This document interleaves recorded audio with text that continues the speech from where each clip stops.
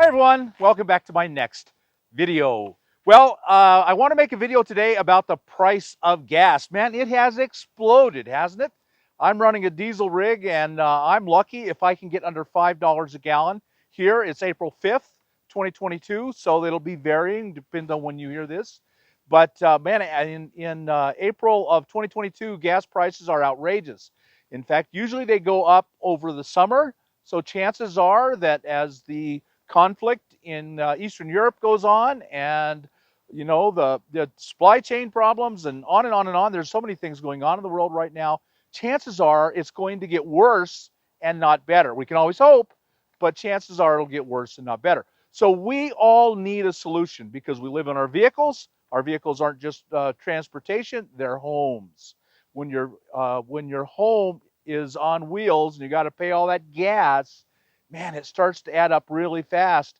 And I know a whole bunch of us are on a budget, a pretty darn tight budget. So you add half again more the price of gas onto your budget, and you can be in trouble.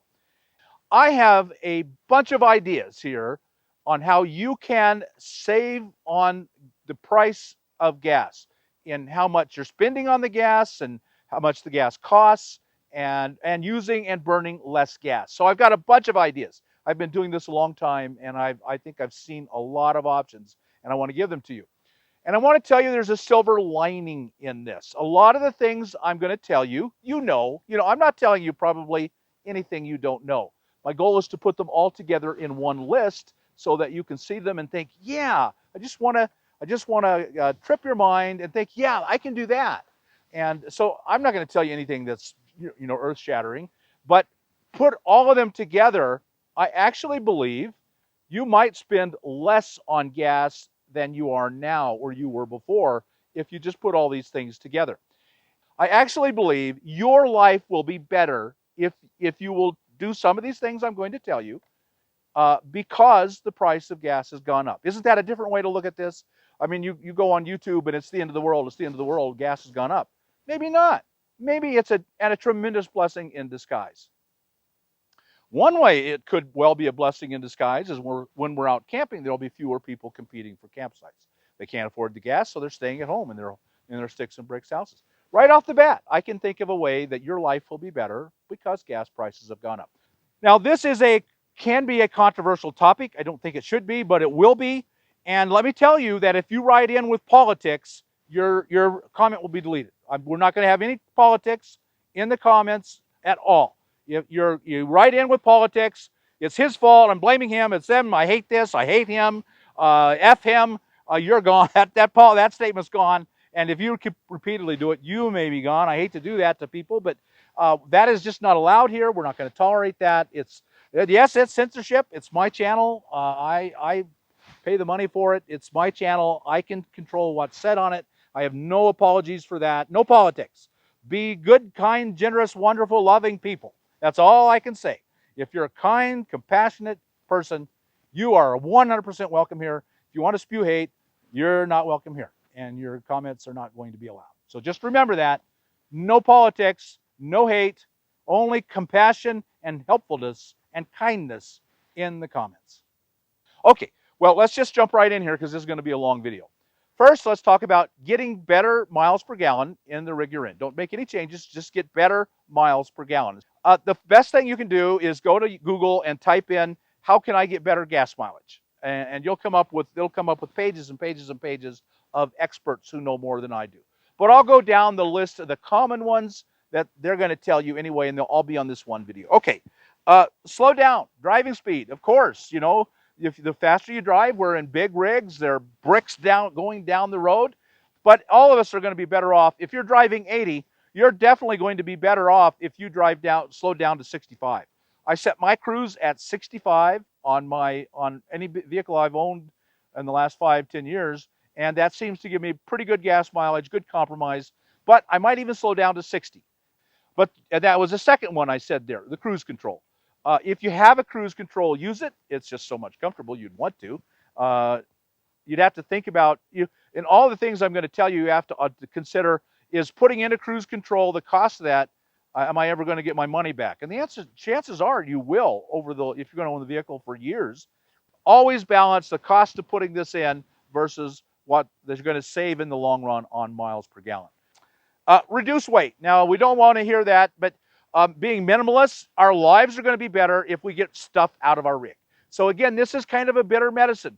The less less weight you have on your rig, the gas mileage will go up a little bit better, but you'll become more of a minimalist, and you'll feel better about your home, and maybe you can sell some things and put some money in your pocket. Boy, wouldn't that be nice? It'll offset a tiny bit some of the extra cost of the gas. So reducing the weight of the rig and the wear and tear on your rig will be reduced. Avoid windy days. I mean, wherever we go, we're in the desert, wherever we go. I'm in Flagstaff. That's beautiful Mount Humphrey behind me. And it's been really windy. If you're driving on a day with a 40-mile-an-hour headwind, you're killing your gas mileage. Just avoid that day. And that's one of the big things we're going to talk about is just slow down. Don't be in a hurry. Don't drive in a 40-mile-an-hour wind day or a 20-mile-an-hour wind day or a 60-mile-an-hour wind day. It's dangerous. Or plan your life so you don't have to, I got to go now. That's the one thing you're going to, we really want to avoid. Avoid a wind blowing day. For your travel day, you're going to really improve your gas mileage on that particular day. And then the obvious ones, get a tune-up. Tune-ups are very expensive anymore. You know, they go a long time. Our vehicles go a long time between tune-ups, but then when they do need a tune-up, it's very expensive. So you'll have to weigh all the balance out there. If you're going to spend $500 for a tune-up, is that worth it to save a mile per gallon? If the vehicle isn't running well, then you definitely should. But it's something for you to consider, and I don't know the exact answer for you. It isn't always the answer. Just throw a bunch of money at the engine. You might end up with no better gas mileage. Tire pressure, this is the other obvious one. You're going to hear this every time you go to Google and say, how can I get better gas mileage on my, and then type in your vehicle. They'll all say, make sure your tire pressure is correct. It's true. Your tires will last longer. You're safer. In every way, you're better off if you just keep your tire pressure right. Your dash AC can make a big difference on your cost, on your miles per gallon. Unless it's absolutely essential, don't run your AC. If you're climbing hills, be sure and turn it off. That can really pull a lot off your engine if you're climbing a steep hill. Avoid steep hills. That's one of the ways you're going to really increase your gas mileage. If you spend, I love Colorado, but if you go to Colorado, you go to Colorado for the mountains, and the mountains are going to eat up your miles per gallon. You have to accept that. So avoid a state with huge mountains if you're going to want your best gas mileage. Here is probably the biggest one and the most realistic one. Downsize your vehicle. If you downsize your vehicle, if you're in an RV that's getting 8 miles to the gallon, and you downsize to a van that's getting 16, you can cut your cost of gas in half right that day.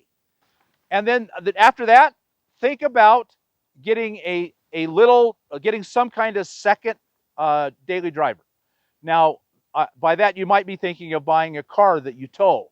You'd really have to weigh that, the extra cost you're going to get while you're driving, towing the car.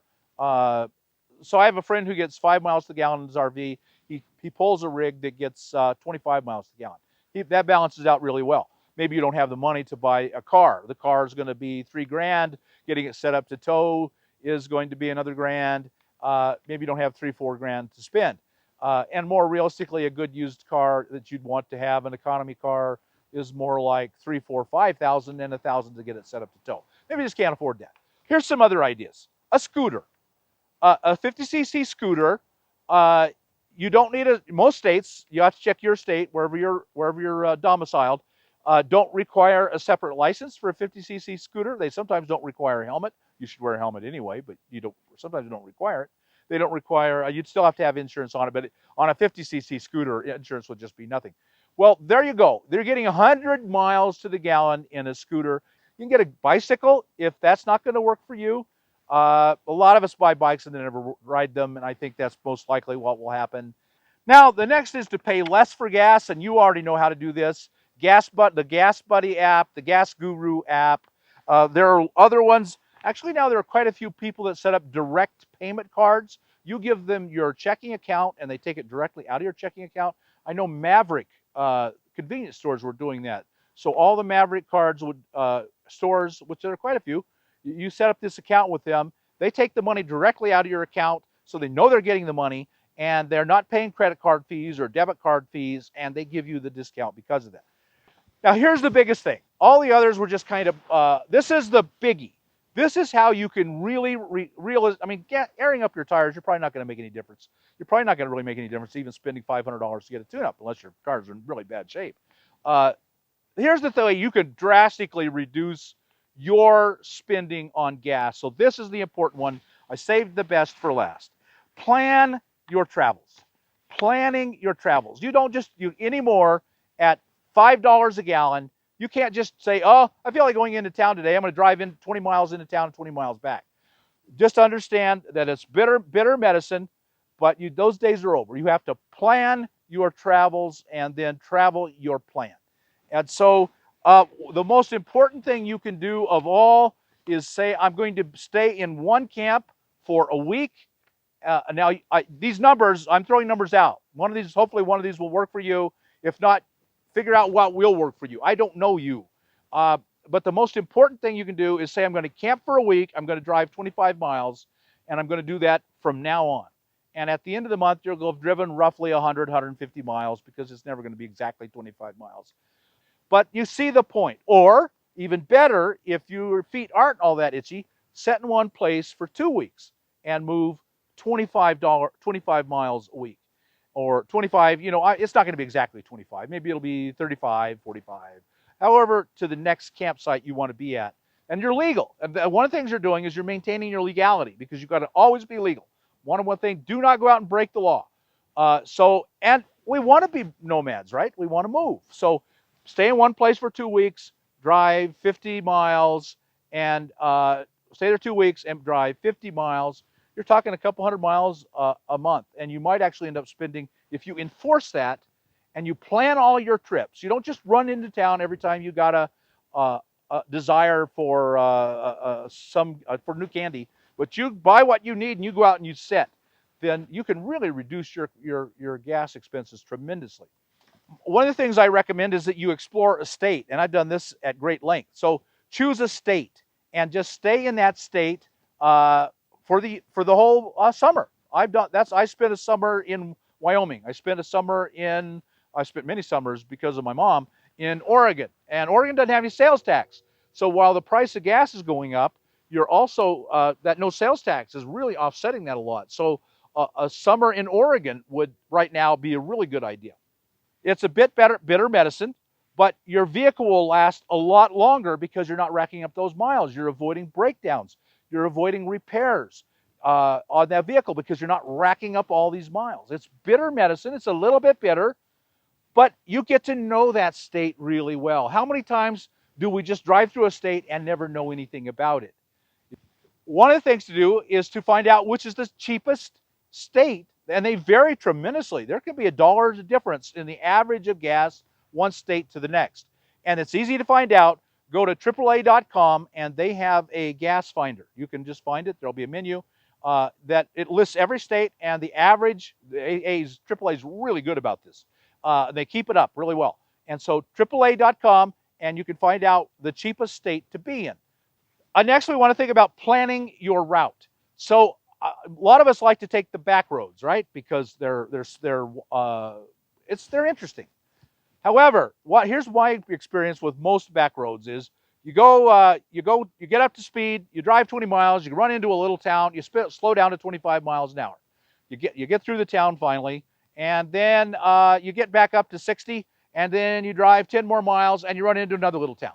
And then you're driving 25 miles an hour. It becomes stop and go traffic the whole way at 25 miles an hour, or even if they've got lights in them, it's actually literally stop and go.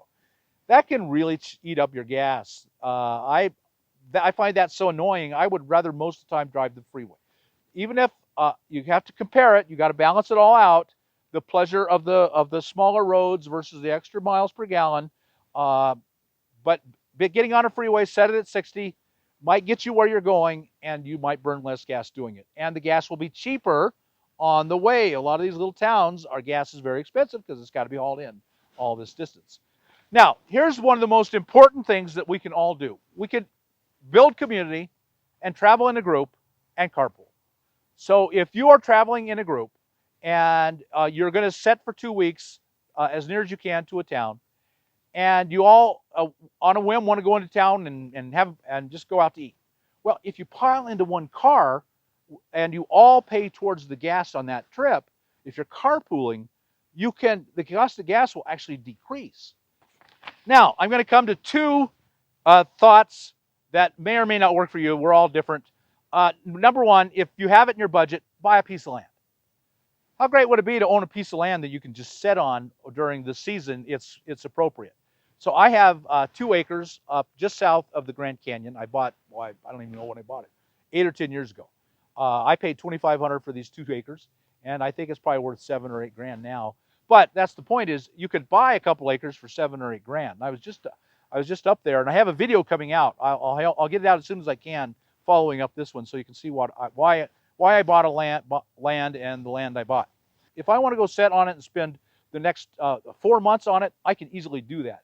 And at 6,000 feet in Arizona, the winters can be cold and the summers can be hot, but it's never extreme. So buy land and sit if you have that kind of money. But let's say you don't have that kind of money. Let me give you another idea. Maybe your health won't allow this, but if you have to sit a lot, why not get a job as a campground host and be paid to sit? How bad would that be? They'll pay you to sit in a campground. Can you live with that? Then you can build up your money, and then over the rest of the winter, then you have money to pay for the extra gas, because you're not spending much money. And I did it. I was campground host for 4 years, and you don't drive much. Okay, so there's a whole bunch of ideas. I don't think any of them are probably going to be new to you. I just wanted to jog your memory and think, oh, that's a possibility. Your life does not have to suffer because of this. Your life can actually improve if you'll just have the right attitude towards the adjustments you have to make. We're going to have to make adjustments, most of us. You can see them as a silver lining and actually a good thing, and your life will be better. So I'd love to hear from you. What are you going to do to make about the gas situation? Are you fortunate that the cost of gas doesn't really impact you? You're just going to go about your life? Tell us how you did that. How did you accomplish that in your life? I'd love to know. Help the rest of us understand. What are you going to do? Would any of these work? Are you going to follow any of these things? Yeah, I'll go get a job. Why not? I'll go buy land. Why not? I'll plan out and only move every week or every 2 weeks, and then only so far. What are you going to do? Or what have I missed? And I almost always miss something. I try to be thorough, but sometimes I miss stuff. What did I miss that you're going to do? I'd love to hear that. The rest of the community needs to know. Okay, I hope you got something out of this video. If you did, like us on YouTube, subscribe to the channel, hit that thumbs up button, and we'll talk to you later. Bye now. Keep on moving.